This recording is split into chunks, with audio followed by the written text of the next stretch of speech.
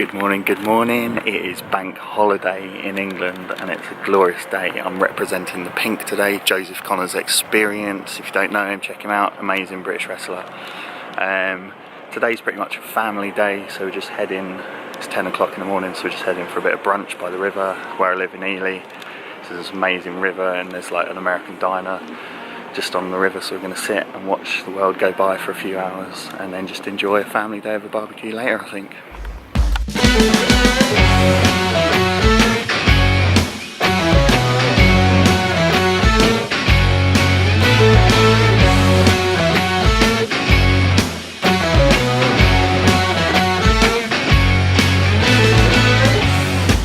2 hours later. This is the GOBE Variable ND Filter. Now it could be GOBE or GOBE or GOBE, I think, I'm not sure what it is. But what this is a bloody good variable ND filter, and I'm just going to have a quick look at it now and show you a few test shots I've done with it. So I'll get it out and then show you how I fit on the camera and what it does essentially. So let's go. I picked it up off Amazon just over the weekend and used it at the wedding on Saturday.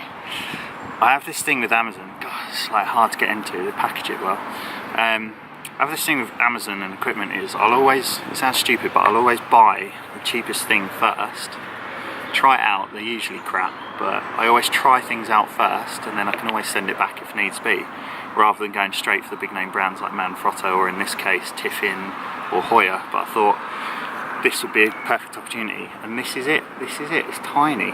It always baffles me and makes me surprised when I pick up stuff for Micro Four Thirds lenses, like my Olympus 45mm, which is equivalent to 90mm on full frame, is absolutely tiny.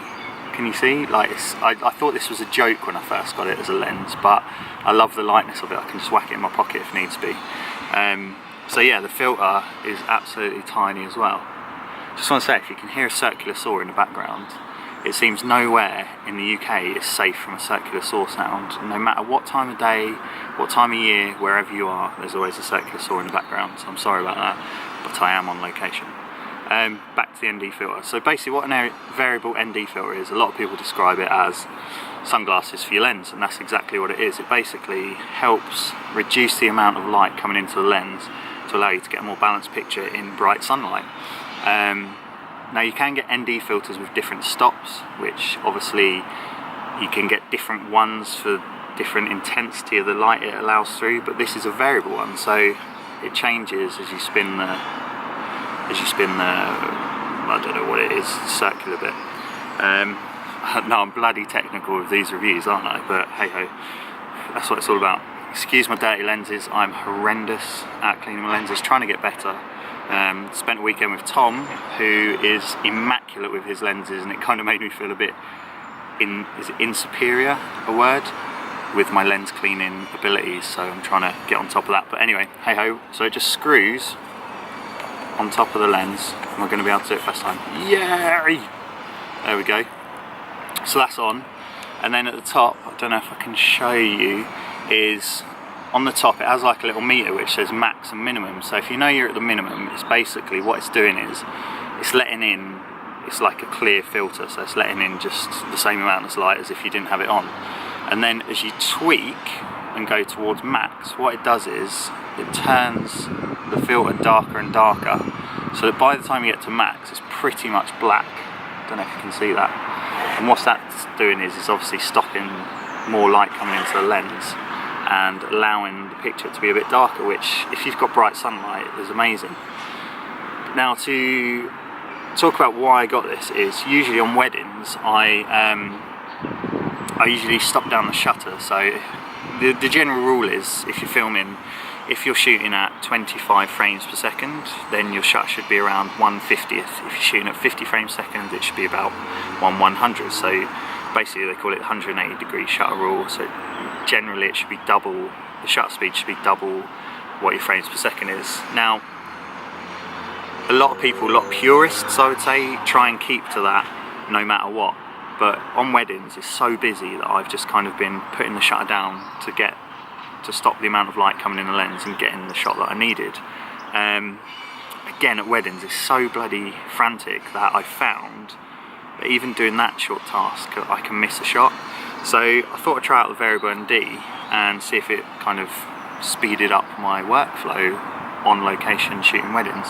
And the good news is, it bloody has. It's so good. It's like you can so quickly tweak your exposure on your image, and it just works perfectly. It's so quick. I kept it on my lens all day long, and it was just so easy just to kind of keep all the settings the same on the back. So I think I was shooting mostly in 50 frames per second all day, so I kept it at 1/100th. My aperture wide open, which is another advantage of having variable ND filter. You can keep the aperture wide open and keep that nice shallow depth field, especially on micro four 4/3, where it's obviously not as good as full frame with shallow depth field and bokeh and that, but with the variable ND you can keep all them settings the same, so you don't need to tweak them, you don't need to worry about kind of changing ISO and everything, and all you need is your 2 fingers or thumb and finger, and just keep twisting until you get the exposure perfectly. And it's so like delicate that it can be fine-tuned. Now with this lens in particular, I think it cost me about, I think it's about £30, between £30 and £40, so around $50 maybe. And I didn't expect much from it, because obviously the Tiffins and that go for well over 100. So it's always interesting to see the difference in prices and the quality essentially, and so far I've been hugely impressed. For the price point, as a kind of, I like to call myself a budget filmmaker potentially, and as a price point I cannot fault it in any way. It's done exactly what it needed to do. I've shown you a few shots so you can see how it doesn't really affect the quality of the image. There will always be some sort of effect, because you're essentially putting another filter on your lens, so it's, you know, it's got to go through more, the image has got to process through more light. Again, I don't know if it's the right word, excuse me for this. But yeah, as I say, for the price point I think it's bloody brilliant, and I'll definitely be investing in more. I just got this one for the 45mm because that's what stays on my camera most of the day, but I definitely want to get some from some wide angle lenses to do some like landscape shots and kind of wider shots on a wedding day. And the fact that I can get 3 or 4 of these for the price of one Tiffin is just brilliant, and I can get all different sizes, so I don't have to buy step-up rings and things like that. And yeah, that's it. It's just a bloody brilliant filter. Best part of it all though is I got a nice little email when I bought it off Amazon, and it also says on the front, I'll see if you can see this, but GOBE or GOBE is a great little company, because they've said, hang on, just got a bug on there, killed a bug live on camera, that I have planted 5 trees by purchasing this, so that's given me like a little feel-good thing as well, that I'm doing a bit for the environment. But other than that, I cannot fault this lens. So if you're looking at ways to speed up your process on a wedding day without changing settings, and you want just a nicer image and fed up with that harsh bright sunlight, I wholeheartedly recommend these. Just have to say, they've not asked me to do this, they've not sent me, I bought it of my own accord, and it's just something I wanted to kind of review and show you guys. But hey, GOBE, if you want to send me some more, I'll happily test them out. But you've got a new fan in these, and I'll be using you much more. So it's designed in Australia, assembled in China, so that's quite interesting. But yeah, that's about it for today. I know this has been a short one because it's bank holiday here in the UK, so I've been spending most of it with my family, as you saw earlier, with amazing breakfast. But back on it this week. Thursday, got another wedding. They're never ending, they keep stopping, keep coming. And then Saturday, got another photo shoot, which I'm looking forward to. That's in Milton Keynes.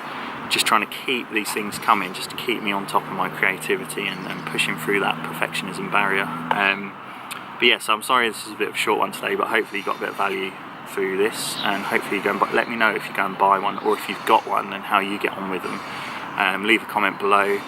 If you want to see more gear reviews and things like that, then definitely leave a comment below as well. And if you're enjoying what I'm doing, then subscribe. That's about it really. Can't ask for more. I just want to document my journey and kind of show you what I'm up to. Hopefully it will inspire others to follow their passion or do things they haven't done in a long time or beat their perfectionism. But other than that, on this glorious sunny bank holiday, I'm just going to say enjoy your evening, although it'll be Tuesday when you're watching this. But hope you enjoyed your bank holiday evening, and always remember to keep smiling. I'll see you tomorrow.